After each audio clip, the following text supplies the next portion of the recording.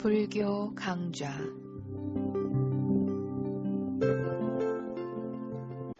안녕하십니까, 요원입니다.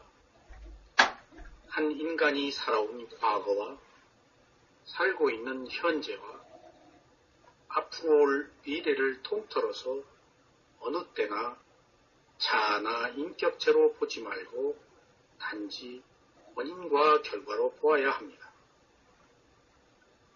과거에 내가 살았던 것이 아니고 그 순간에 정신과 물질이 산 것입니다. 현재에도 내가 살고 있는 것이 아니고 그 순간에 정신과 물질이 살고 있는 것입니다. 미래나 다음 생에도 내가 옮겨가는 것이 아니고 현재의 원인이 미래의 결과로 갑니다. 여기에 나라고 하는 것은 없고 단지 정신과 물질이 원인과 결과로 일어나고 사라지는 현상만 있습니다. 이처럼 모든 것이 원인이 있어서 생긴 결과라면 원인이 없을 때는 결과가 없다는 것 또한 분명한 진실입니다. 우리의 몸이 아픈 것은 원인이 있어서 생긴 결과입니다. 어떤 것이나 결과를 존중하는 것이 관용입니다. 아픔을 있는 그대로 알아차리면 법을 보는 것입니다. 대상을 법으로 알아차리면 마음이 부드러워지고 겸손해집니다. 겸손해진 마음으로 인해 치유 능력이 향상됩니다. 이처럼 아픔을 받아들여서 알아차리는 것만이 새로운 원인을 만드는 가장 좋은 자세입니다. 그러나 몸이 아픈 것을 법으로 알아차리지 못하면 고통이 됩니다. 누구나 고통을 없애려고 하기 때문에 탐욕이 일어나며 없애려고 해도 없어지지 않아서 화를 냅니다. 모든 고통은 이런 과정을 통하여 더 증장됩니다. 이제 고통을 있는 그대로 받아들일 것인가? 아니면 고통을 없애려고 할 것인가? 두 가지 중에 하나를 선택해야 되겠습니다.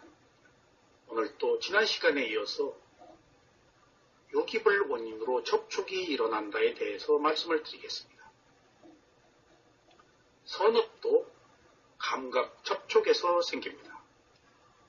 예를 들면 신앙의 대상은 믿음을 생기게 하고 용서해야 하거나 인내해야 할 사람들은 우리의 인욕을 길러주고 부처님과 아라한을 계속해서 생각하면 알아차림이 강해지고 자비로워집니다. 우리는 감각 접촉이 있기 때문에 볼 수 있으며 이 접촉은 눈과 형상과 안식이 있기 때문에 일어납니다. 부처님의 가르침은 안식과 형상을 구분합니다. 보통 사람들은 안식과 형상을 혼동하는 경향이 있지만 부처님께서는 안식은 눈과 형상에서 일어나며 감각 접촉은 눈과 형상과 안식의 결합을 뜻한다고 분명히 말씀하셨습니다. 이 결합이 바로 보는 것의 감각 접촉으로 눈, 형상, 안식의 세 가지 부딪힘으로 필요 충분 조건을 이룹니다. 위파사나 수행자는 감각 접촉의 본성을 체험으로 깨닫습니다. 수행자는 보는 매 순간마다 보는 것을 알아차림으로써 집중이 개발되면 곰이란 원인이 없는 것이 아니라는 것, 또는 누군가가 만들어졌거나 창조한 것이 아니라는 것을 깨닫습니다. 다시 말하면 곰은 눈과 형상을 원인으로 하고 안식을 그 결과로 하는 정신과 물질의 현상이라는 것을 깨닫게 됩니다. 감각 접촉은 감각 대상의 본성에 따라서 즐겁거나 괴롭거나 덤덤한 느낌을 생기게 합니다.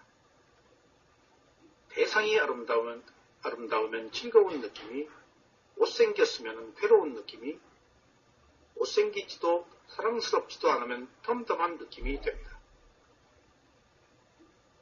이 덤덤한 느낌을 좋아하거나 싫어하는 생각이 들지 않고 심지어는 느낌으로 인지되지도 않지만 자아가 있을 때는 받아들여집니다.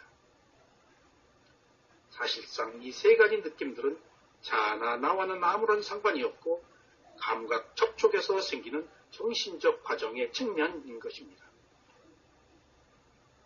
연기법을 이해한다는 것은 회의주의와 전도된 인식에서 벗어나는 것을 뜻합니다. 왜냐하면 이러한 벗어남은 수다원 과를 얻은 수행자에게 꼭 필요한 특성이고 연기법을 이해하는 데 매우 중요하기 때문입니다. 연기법에 대한 무명은 부처님, 법, 승가에 대한 의심을 일으키는 경향이 있습니다. 의심에는 다음과 같은 8가지의 종류가 있습니다. 첫째, 부처님에 대한 의심입니다. 이것은 부처님은 실제로 모든 번뇌에서 벗어난 분이었을까? 아니면 제자들에게 맹목적으로 믿도록 한 보통 사람이 아니었을까? 하는 의문을 갖게 됩니다. 둘째로, 가르침에 대한 의심입니다. 도와 열반은 진정으로 탐욕과 성냄과 어리석음의 소멸을 보장하는 것일까 하고 의심합니다. 셋째, 승가에 대한 의심입니다. 진정으로 번뇌에서 벗어난 성자들은 있는 것일까? 전도된 인식과 의심을 극복한 수다원과는 절대 앞처에 태어나지 않는 것일까? 감각적 욕망과 성냄이 희미해진 사다함은 있는 것일까?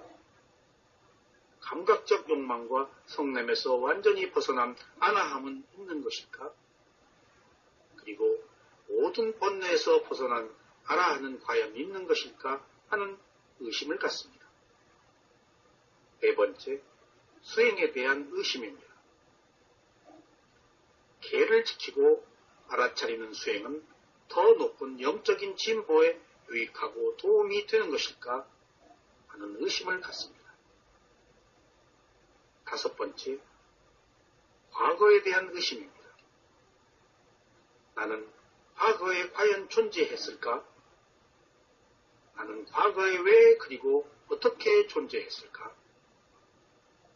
나는 전생에 어떠한 사람이었을까? 나는 덩어리에서 생겨났을까? 아니면 자연 발생으로 생겨났을까?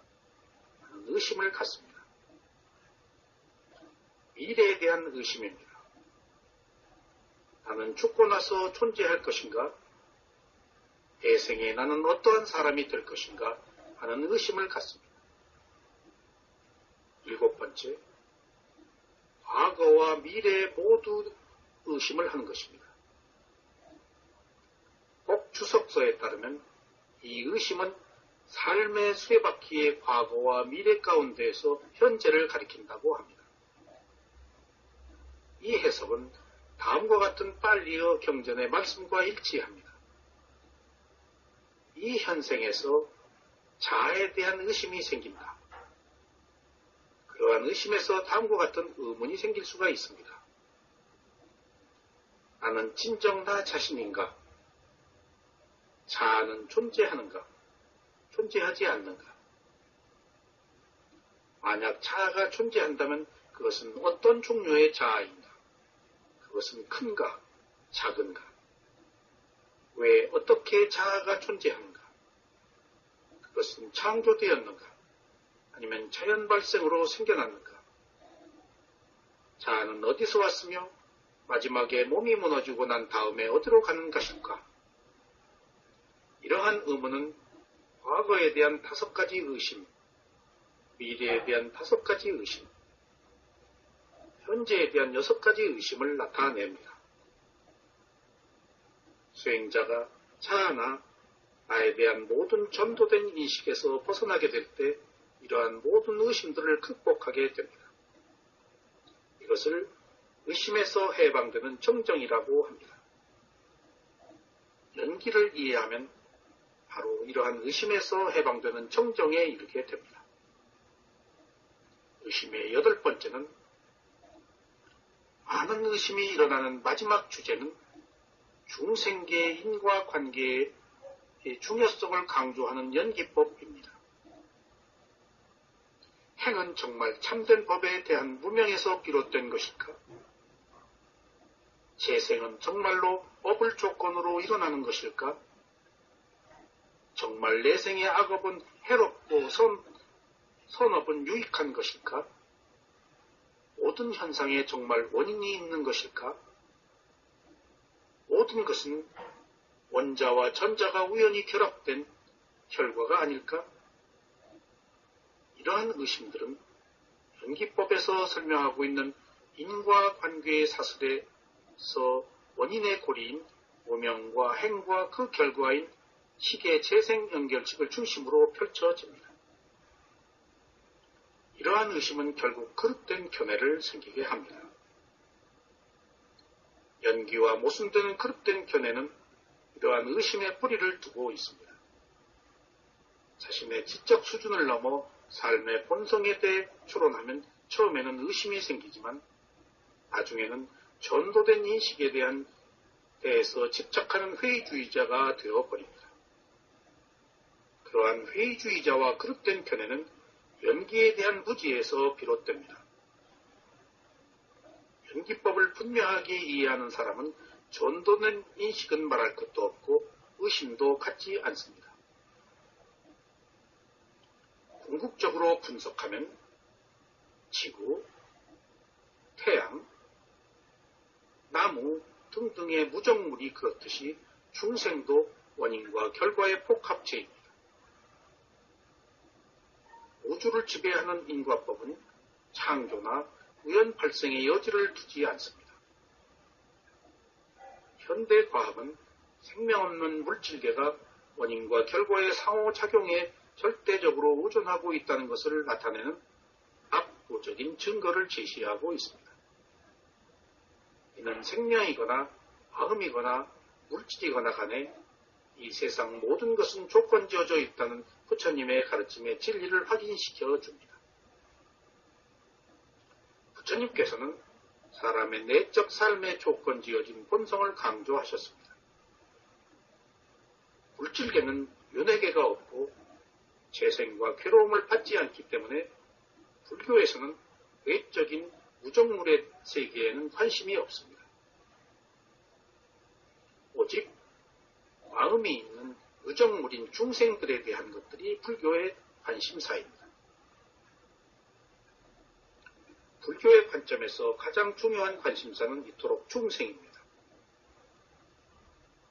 중생을 이루고 있는 정신과 물질은 수없이 많은 생을 거치면서 대부분 악초의 괴로움을 겪습니다.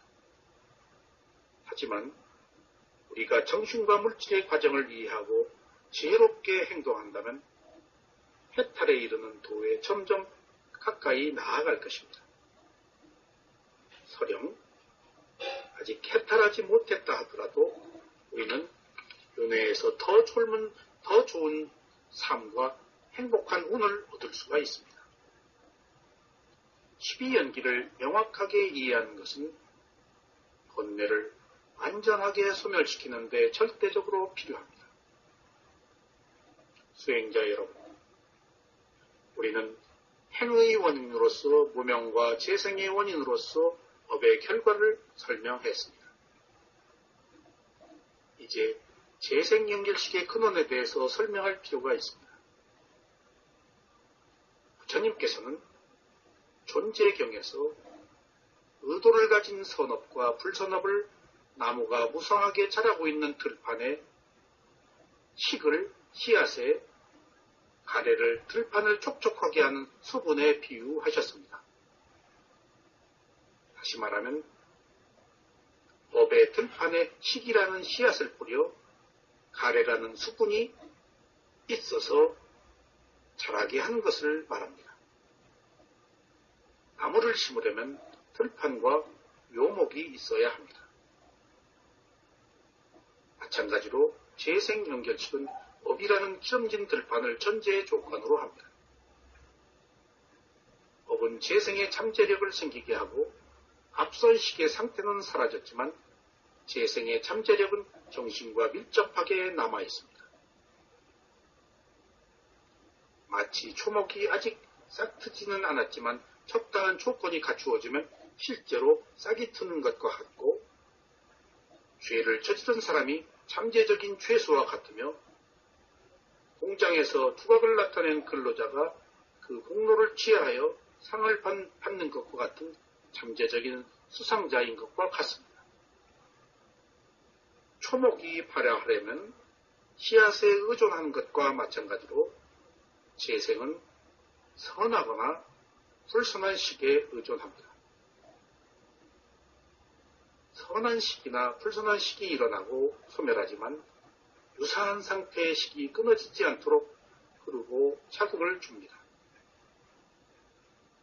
이런 작용은 뱀이 허물을 벗는 것처럼 앞선 업시기의 결과입니다. 그러한 식 가운데 가장 중요한 것은 법이나 법의 표상이나 태어날 곳에 표상의 중심을 둔 임종할 때의 죽음입니다.